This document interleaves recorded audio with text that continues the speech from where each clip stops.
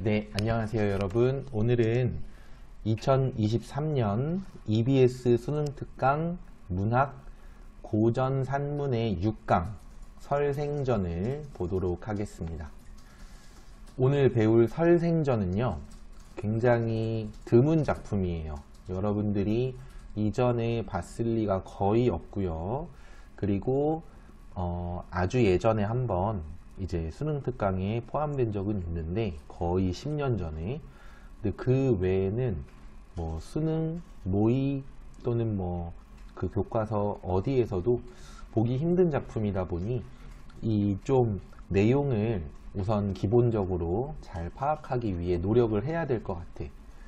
그러니까 모든 작품이 내용은 다 중요하지만 춘향전 같은 거는 어느 정도 내용 파악이 되어 있어서 몇 문장만 읽어도 이제 어떤 내용이구나 라는 거를 쉽게 알 수 있을 텐데, 설생전 같은 경우는 죄다 처음 보는 내용일 거라서 그렇다는 얘기입니다. 자, 이제 본문을 좀 볼게요.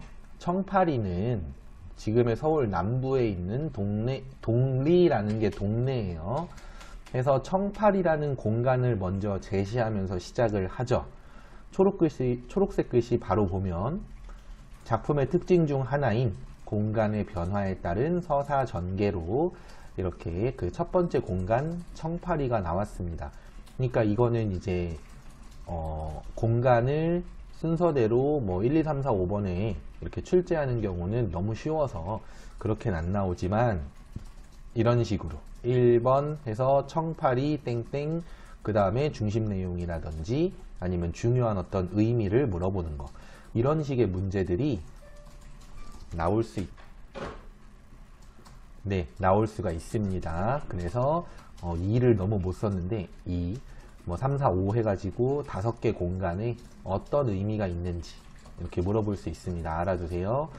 자, 그곳의 설생이라는 인물은 의기가 있고 문학을 좋아했다. 우리 의기는 정확한 뜻은 뭐 의로움을 이렇게 좀 적극적으로 실천하는 태도, 뭐 이 정도의 뜻인데, 이런 거 나왔을 때 좀 비슷한 뜻으로 어쨌든 지금 설생이 약간 뭐 비겁한 인물 뭐 이렇게 나오지 않았잖아요. 그죠? 그리고 문학을 좋아했다라고 하는 걸로 봐서 글 공부를 열심히 한 인물, 그러면 아무래도 좀 긍정적 인물일 거라고 보고, 그랬을 때 의기는 뭐 의리라든지 또는 뭐 의지라든지 이렇게 좀 그 좋은 의미의 말들이 있어요. 근데 그러니까 중요한 건 이 설생이 긍정적 인물이라는 걸 알고 느낄 수 있어야 된다는 거지. 의기의 뜻이 정확히 뭔지 그걸 외우는 건, 그건 이제 그 다음의 문제예요. 이 문학이니까 지금 우리가 배우는 고전 산문도 문학이기 때문에 어떤 인물이나 소재나 시어가, 시 같은 경우는 시어겠죠? 시어가 의미하는 게 좋은 건지 나쁜 건지를 먼저 잘 이렇게 가르는 게 작품을 잘 이해하는 지름길이 되겠습니다. 자, 근데 설생이 과거 공부에 힘썼지만 시험에서 떨어졌대. 여기서 조심해야 될 거, 열심히는 하는데 잘하지는 못하는 사람인가? 이렇게 생각할지도 모르겠지만 이 뒤에 이어지는 내용을 쭉 보면은 이 설생은 이렇게 범상한 인물이 아니에요. 범상치 않은 인물이거든. 그래서 설생이 과거에 떨어진 건 맞지만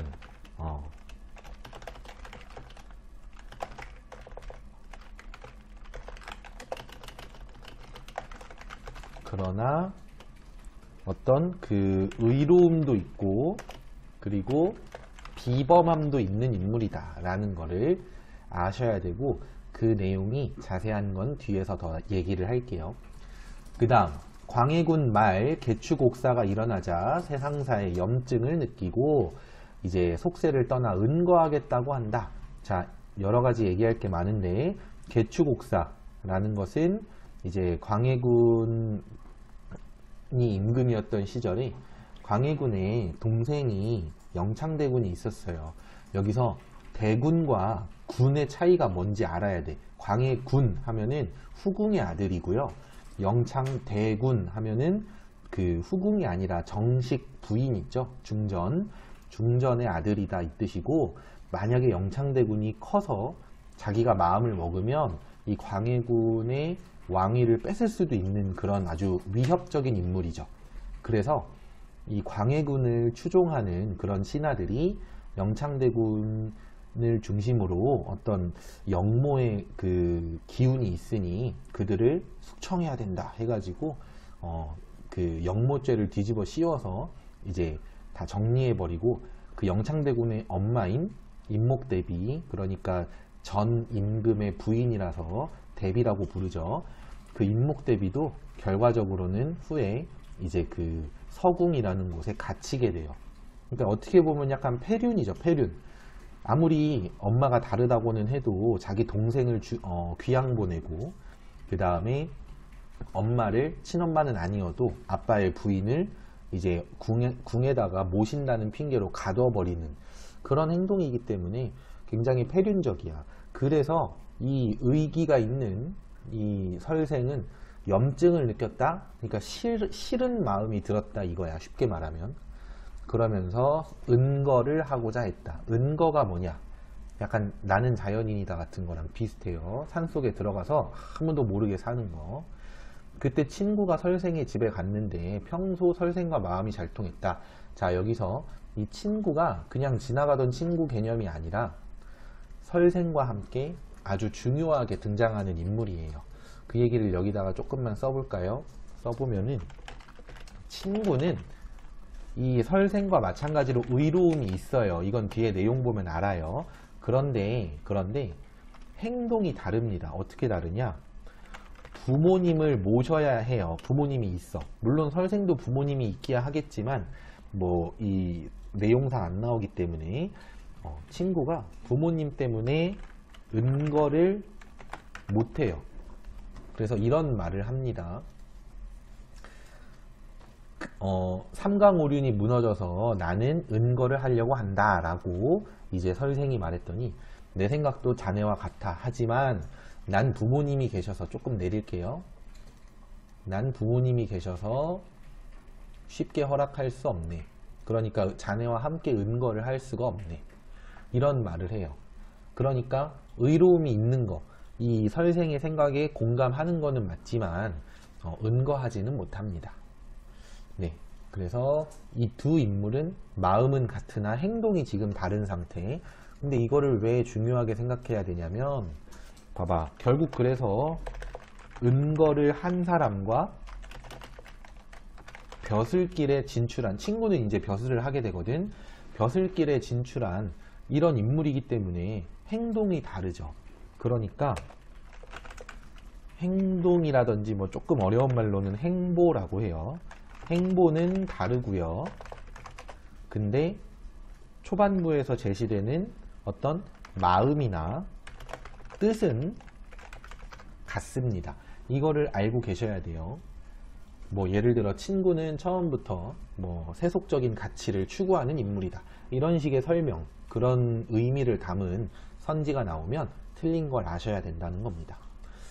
자, 이제 그러면 다음으로 가서 중략 부분이 바로 나오는데, 한 달 뒤에는 설생이 이미 은거를 해서 사라졌고, 이제 광해군을 몰아내고 새 임금 인조가 즉위를 해요. 그래서 이제 어쨌든 개추곡사는 광해군과 그 일파가 벌인 일이었는데, 요 인조 임금은 어쨌든 광해군을 몰아낸 존재이기 때문에 그 당시에는 개추곡사 일으킨 사람보단 그래도 좋은 사람으로 평가를 받았겠죠. 물론 오늘날의 평가는 또 어떨지 모르지만 그건 뭐 사람마다 다르니까. 근데 그 뒤로 이 친구는 좀 잘 나가, 승진을 거듭하다가 강원도 관찰사가 됩니다. 강원도가 정치를 똑바로 잘하고 있는지 이렇게 한번 싹 돌아보는 역할이야. 근데 강원도 하면 또 아름다운 어떤 자연 풍경이 많은 곳이잖아. 영랑호라는 곳에서 이제 배를 타고 놀고 있었는데, 저 멀리서 뜬금없이 배 하나가 오는데 거기에 더 뜬금없이 설생이 있어. 자, 이 부분 어때요? 여러분, 그냥 바다 보고 싶어서 부산 갔는데 거기서 같은 반 친구 만난다는 생각을 해봐. 말이 돼? 말도 안 되죠. 그러니까 이 부분에서는 고전소설의 우연성이라는 게 강하게 드러나는데, 이게 이제 고전소설의 일반적인 특징이에요. 그러니까 다른 고전소설에서도 많이 드러나. 현대소설은 이에 비해 훨씬 짜임새가 좀 있죠. 그런 걸 필연성 또는 뭐 개연성이 있다 이렇게 말을 하는데, 고전소설은 그냥 우연히 만났다 이런 식으로 처리하는 경우가 되게 많습니다. 아무래도 소설 창작 기법이 조금 덜 발달해서 그렇지 않을까, 뭐 이건 추측이지만 그렇게도 이해해 볼 수 있겠고요. 그리고 나서 만나서 서로 너무 반가워하다가 이 설생이 자기 지금 회룡굴에 살고 있다라는 얘기를 하고요. 내려가서 이 배 타고 놀고 있었다고 했죠. 배 타고 얘기하다 보니까 이게 물 따라서 좀 이렇게 이동을 했어. 근데 설생이 내가 사는 회룡굴이 여기서 멀지 않으니까 한번 같이 가볼래? 라고 하고, 관찰사는 아이 좋다고, 친구네 집 놀러 가고 싶다고 하죠. 그리고 나서 가봤는데 이게 아주 기가 막힌 곳입니다. 벼랑을 둘러싸고 좌우로 콸콸 물이 쏟아지며 물과 바위 부딪히는 소리가 메아리치고, 벼랑 앞에 문이 하나 있어서 회룡굴인데 들어가 보니까 굴 안에 땅은 넓어서 집 100채가 들어갈 만도 한데 집들이 질비하게 있고 토지가 비옥했다. 물에는 물고기, 산에는 산나물, 그리고 뽕나무, 배나무, 밤나무 같은 그런 어떤 열매를, 뽕나무 열매는 오디라고 하죠. 오디. 그런 열매를 먹을 수 있는 나무들도 많아. 이게 쉽게 말하면 먹을거리가 아주 많다는 거지. 토지가 비옥하면 똑같은 양의 쌀을 심어도 뭐 예를 들어서 100kg를 수확하냐 200kg를 수확하냐 차이가 있어요. 근데 여긴 토지가 비옥해서 수확량도 많고 물고기도 많아, 산나물도 많아, 먹을 거 진짜 많죠. 그러니까 풍요로운 모습이에요. 풍요로운 모습. 이와 관련해서 이제 이 회룡굴이라는 공간의 특성을 묻는 문제는 굉장히 자주 나올 수 있는 문제인데, 이게 또 좋은 얘기가 다 해당된다라고 볼 수만은 없어요. 무슨 말이냐면은, 예를 들어서 회룡굴의 특징으로 알맞은 것은 했는데 도둑이 없다. 이거 맞을까 틀릴까? 아마 없을 것 같기는 한데, 왜냐면 남의 집에 가서 훔치지 말고 그냥 저기 막 물가 가서 물고기 잡아먹는 게 더 떳떳하고 좋잖아. 그러니까 아마 없겠지. 그러나 제시된 내용상으로는 확실하게 알 수가 없죠. 제시된 내용으로 알 수 있는 건 먹을거리가 풍부한 그런 풍요로운 뭐 공간이다, 뭐 이런 의미가 이제 올바른 말이 되지. 그래서 문제를 풀 때도 뭐 내용이 막 복잡하게 꼬여 있지 않더라도 그런 선지의 내용, 선지에서 말하는 것이 본문에 잘 제시되어 있나, 이런 걸 확인을 좀 해주세요. 자, 다음으로 가서 채소를 담아내라고 해가지고 어떤 꼬맹이한테, 아이한테, 그래서 관찰사, 그러니까 친구에게 좀 먹였는데 음식이 너무 맛있었대요.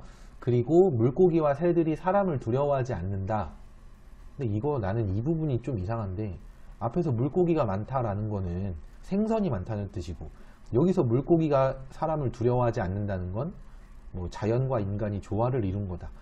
이건 너무 좀 잔인하지 않나요? 두려워하지 않았는데 갑자기 잡아서 구워 먹는 건데.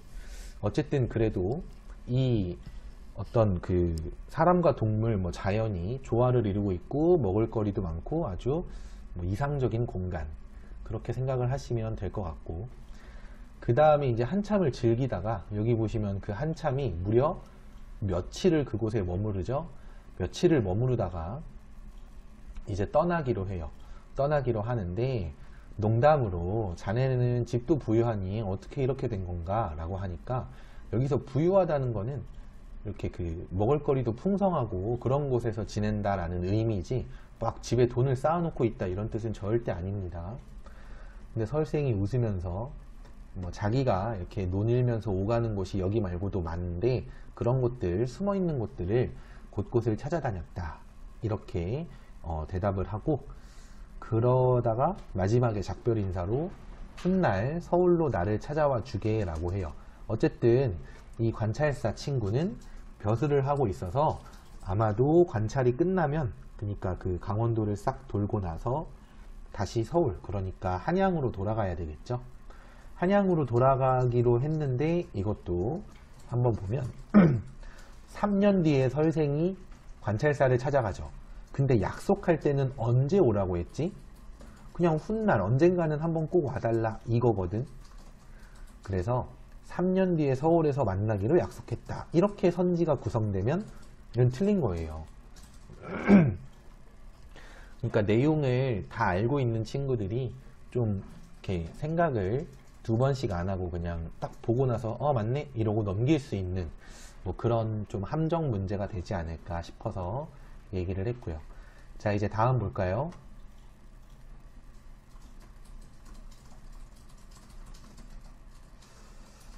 다음으로 내려가 보면은 그 뒤 3년 뒤에 설생이 서울로 갔는데 그때 마침 이 관찰사는 이조판서의 자리에 있었대요. 여러분 이조판서 어떤 직책인지 아시나요? 일단 판서 하면 높은 거야. 오늘날로 치면 장관급이고, 이조는 뭐냐면은 약간 인사 담당자 같은 건데, 그 헬로우 하는 인사 말고 저기 막 사람의 벼슬, 뭐 그 다음에 월급, 급여, 오늘날에는 월급이라는데 그 당시에는 뭐 녹봉 이렇게 말했어요. 뭐 그런 것들을 관리하고 담당하는, 아참 그리고 휴가나 뭐 이런 것도. 그래서 제일 중요한 거는 어떤 사람이 어떤 벼슬을 하게 할 거냐, 이 권한을 가진 게 바로 이조판서였어요. 그래서 자기가 권한이 있으니 자네에게 벼슬을 주고 싶다라고 얘기를 합니다만, 그 설생에게, 설생은 세상이 싫어서, 속세가 싫어서 인연을 끊은 자신에게 벼슬을 주고자 하는 게 호의가 아니라 모욕이라고 받아들여요. 그래서 그 뒤로는 그냥 사라져 버립니다. 마지막에 설생이 어디로 갔는지 알 길이 없다 라고 하고 끝나는데, 그럼 설생은 몇 살까지 살다가 어디서 죽었을지 아무도 모르죠. 네, 그래서 이런 거를 또 뭐라고 하냐면은 설화적 기법이라고도 하고, 여운이 있는 뭐 결말 처리. 그래서 뭐 여운이 느껴지는 결말 처리를 통해 독자에게, 아니다, 말이 꼬였네요. 설화적 기법이 활용된 결말 처리를 통해 독자에게 여운을 주고 있다. 뭐 이런 식의 선지도 자주 출제될 수 있으니까 잘 알아놓으시면 좋겠습니다.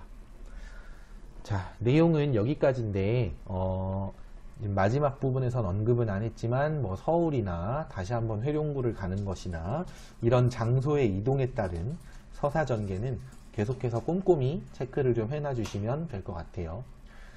자, 그 외의 내용 공부 한번 해보시고요. 그럼 이제 문제로 내려가 볼게요. 네, 문제는 5번부터 보도록 할게요. 5번 딱 보니까 시 5편 나와서 어렵겠죠? 빠르게 보고 또 다음 것도 봅시다. 일단 기억과 같은 정서가 어떤 거냐, 기억이 뭐냐면은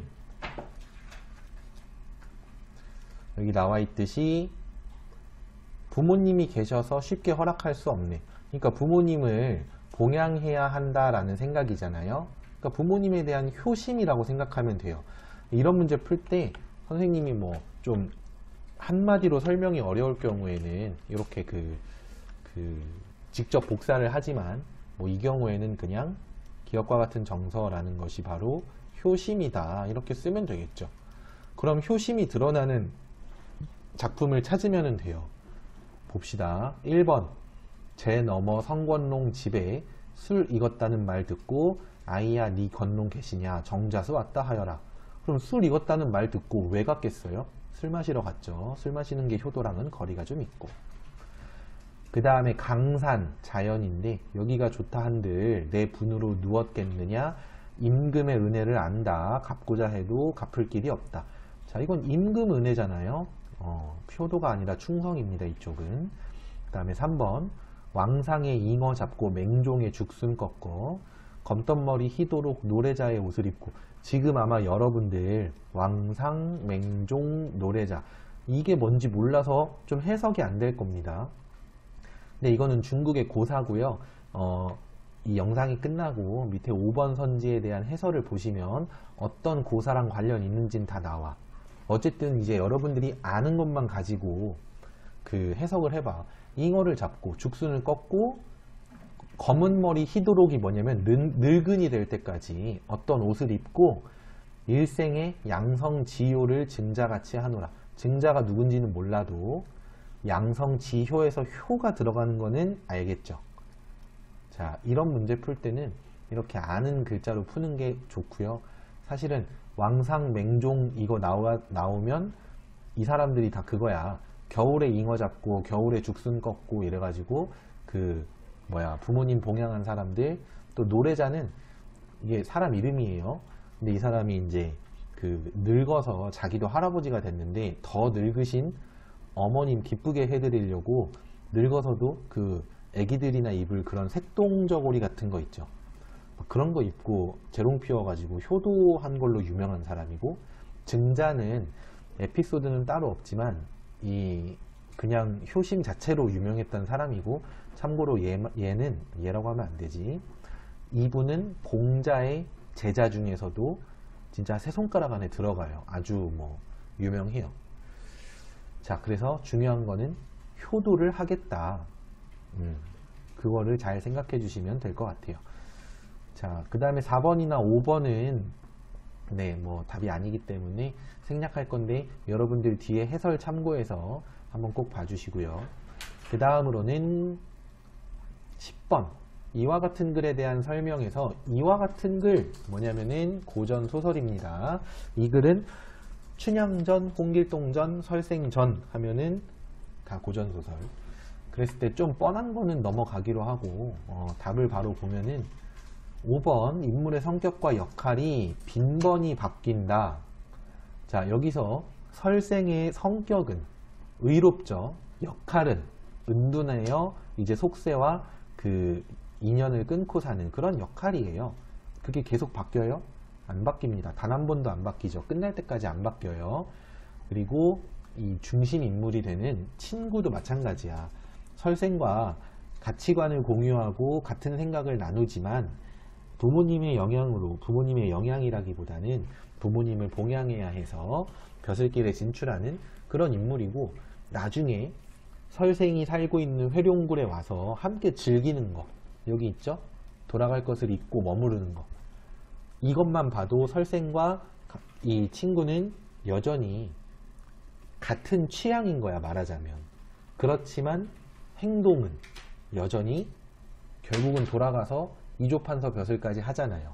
그러니까 인물들의 특성이나 역할이나 이런 게 잘 안 바뀝니다. 고전소설에서.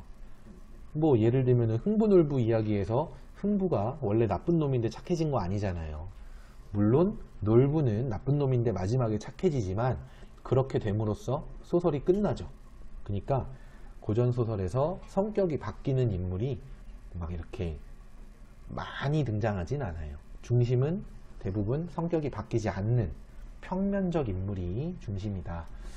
자, 이제 그러면 마지막 문제는 16번을 보는데, 이 보기가 뭐냐면은 설생에 대한 작자의 평, 그러니까 설생전을 이렇게 전문을 보면은 이렇게 한번 확인해 볼 수 있는 건데, 잠깐 일시정지하고 읽어주세요. 자, 다 읽었을 거라고 보고, 설생에 대한 작가의 평으로 적절하지 않은 건 무엇일까? 자, 4번 설생의 삶에 대해서 긍정적인 인식을 하고 있으며 이를 따르고자 한다. 작자가 보기에서 여기 보세요. 군자가 상황에 따라 나아가기도 하고 물러나기도 하는 도라고 말하고, 설생은 혼란한 시절에는 은둔했다 라는 것은 그러면 군자의 도를 실천한 거니까 좋게 보는 거죠. 좋게 보는 건데, 그렇지만 나도 그렇게 살 거야, 나도 그렇게 따라갈 거야, 이렇게 말하지는 않아요. 그리고 한편으로는 어진 새 임금이 나라를 다시 일으켰을 때 관을 털고 기운내어 조정해서 벼슬을 했어도 괜찮았을 것이다. 그러니까 설생이 이렇게 기이한 그런 어떤 재주가 좀 있으니까 벼슬살이를 했어도 좋았을 거다라는 얘기를 합니다. 그러니까 이 작자는 설생을 긍정적으로 평가하고 또 좋게 보는 면도 있지만, 한편으로는 벼슬을, 그러니까 뛰어난 능력이 있음에도 발휘하지 않고 벼슬하지 않은 것은 좀 아쉽다 라는 얘기를 하면서 끝날 뿐이지, 뭐 나도 얘를 따라서 은둔할 거야, 이런 말을 전혀 하지 않는다는 거야. 자, 이해되셨을 거라고 믿고요. 그러면은 이 수업은 여기까지 하면 될 것 같습니다. 나머지 문제도 한번 잘 풀어봐 주세요. 자, 다들 듣느라 고생하셨고, 지금까지 수업에 활용된 모든 자료는 나무아카데미 홈페이지에서 이용하실 수 있습니다.